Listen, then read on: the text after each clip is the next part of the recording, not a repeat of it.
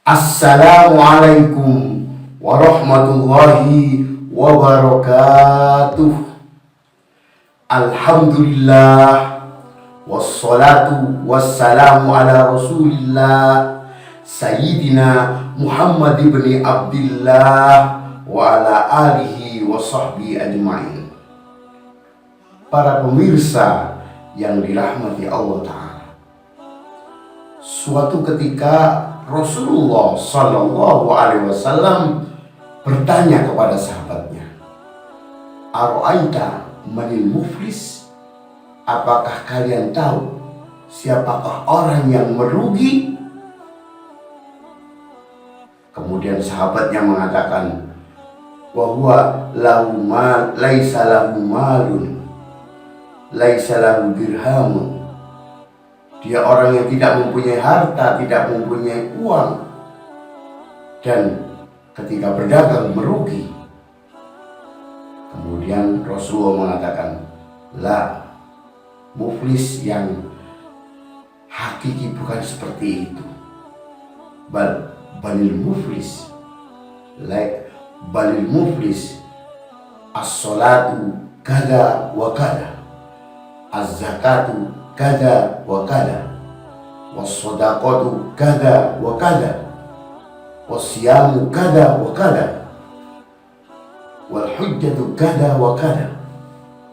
Orang yang muflis itu sholatnya sangat besar, zakatnya banyak sekali, sedekahnya sangat banyak sekali, bahkan puasanya rutin dilakukan. Walakinnahu, akan tapi dia idza tu'mina khana,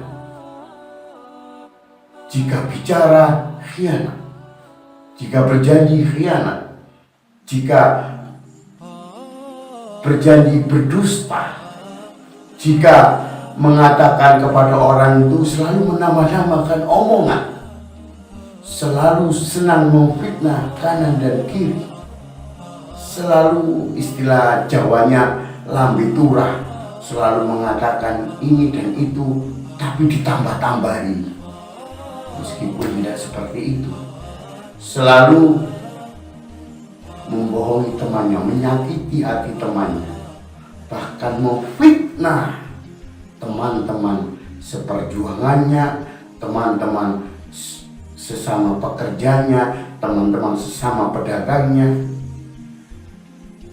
Jika ngomong kepada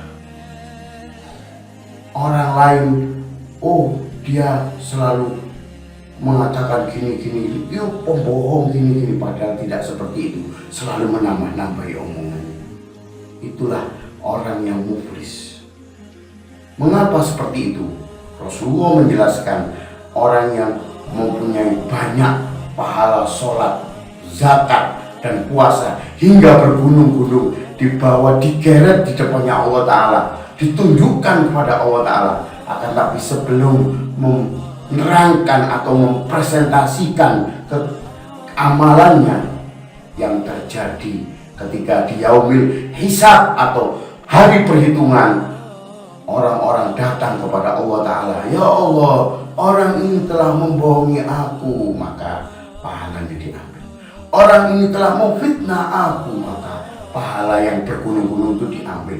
Orang ini selalu menambah-nambahkan omongan, maka pahalanya.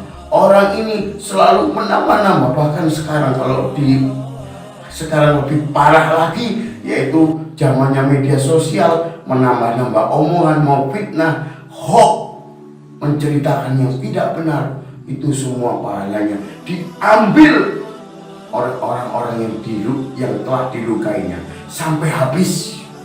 Para pemirsa di rumah Allah, setelah itu ternyata masih banyak yang menuntutnya. Akhirnya Allah Ta'ala mengatakan, "Sudah, dosamu kasihkan orang itu, dosamu hingga orang itu terlalu banyak amalan dosa yang dibebaninya." Itulah orang yang baik.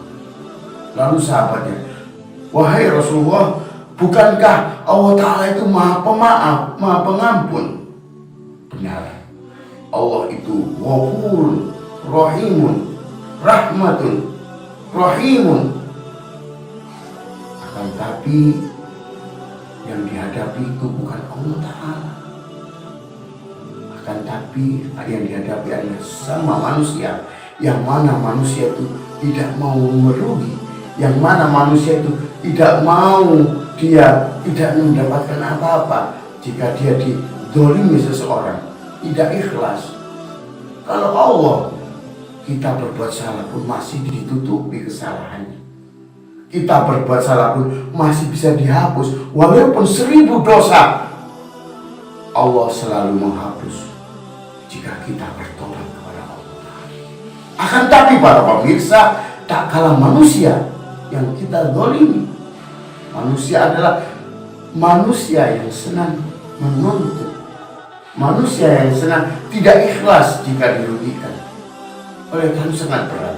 Bahkan para pemirsa yang dirahmati Allah Ta'ala, di dalam Al-Quran Allah Ta'ala memberi perintah dalam hubungan hablum minan nas, hubungan sesama manusia, satu perdagangan, jika perhutangan, jika hutang harus ditulis dulu, sampai 1 ayat aja ditulis di dalam Al-Quran sampai 1 lembar penuh.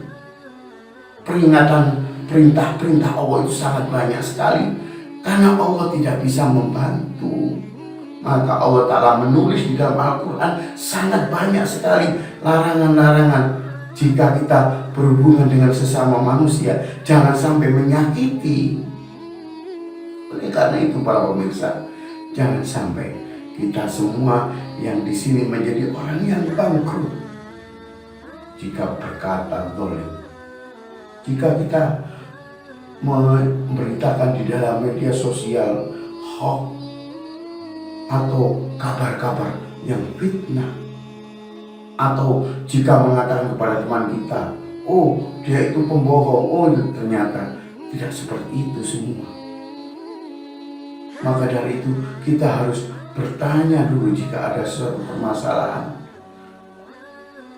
harus rekonsiliasi dulu dengan bertanya, kemudian baru mengabarkan berita-berita itu benar apa tidak.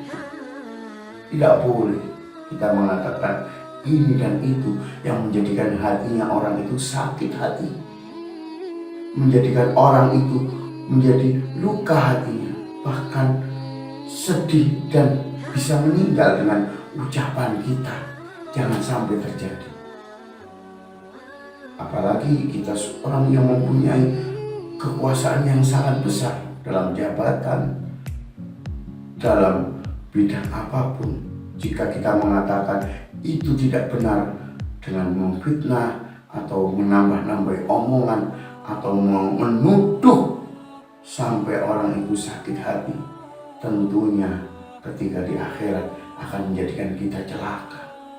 Oleh karena itu para pemirsa, marilah kita jaga hubungan silaturahmi, hubungan antara manusia, hubungan sosial ini dengan baik, berkata yang benar, mengucapkan yang benar, jangan menyakitkan hati, dan sering memaafkan jika ada teman yang berbuat salah pada kita. Karena Allah akan memaafkan orang yang suka memaafkan seseorang, dan Allah berusaha untuk memaafkan. Akan tapi sekali lagi jangan sampai kita melukai hati sesama manusia, karena itu sanksinya sangat berat sekali. Karena hubungan manusia hablum minas itu tidak sama dengan hablum minallah. Allah adalah ghafurun, Allah ar-rahmatun, Allah adalah afuun. Akan tapi jika kita tentu lain, jika sama manusia tentu lagi. Mari kita berhati-hati. Semoga kita semua terbebas dari apa yang dikatakan oleh Nabi Muhammad menjadi hamba yang bangkrut. Assalamualaikum warahmatullahi wabarakatuh.